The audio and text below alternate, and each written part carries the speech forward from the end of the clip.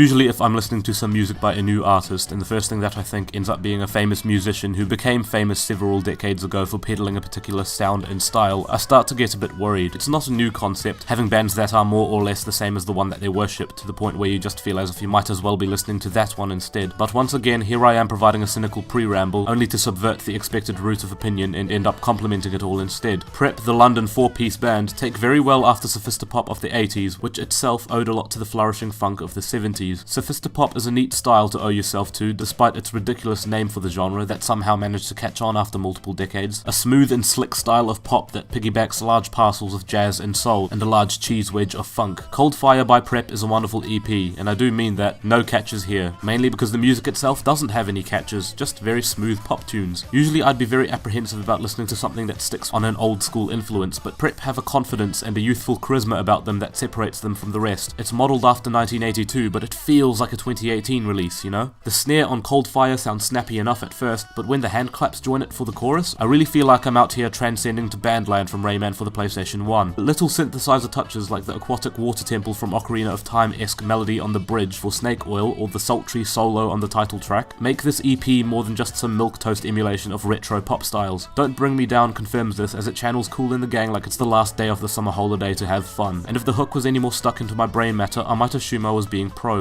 And if you listened that far into the EP and thought a saxophone was suspiciously missing from something like this, Rachel comes to the rescue. Who's Rachel? I don't know, but you can definitely hear a saxophone accompanying the song in the background, and I'm quite glad that it's a very subtle case here. You only ever hear legato melodies to ease the song into every second bar, which I find a lot more tasteful as opposed to plastering it all over the song unnecessarily in an attempt to be sexy like some kind of a Broadway facial. Plus, the song seems to make do instead with a flute solo, or maybe it's panpipes. I'd like to think it's panpipes. The idea of any one person going ham on a bundled up set of hollowed out sausages is unusually pleasing to the psyche. The EP as a whole isn't unusually pleasing, it's expectedly pleasing, because I expect something like this to be very fun to listen to, and my word, it is. According to my calculations, it's all worthy of a strong oblong dong 7 out of 10. If you don't mind, double check that in the answers at the back of the book, will you?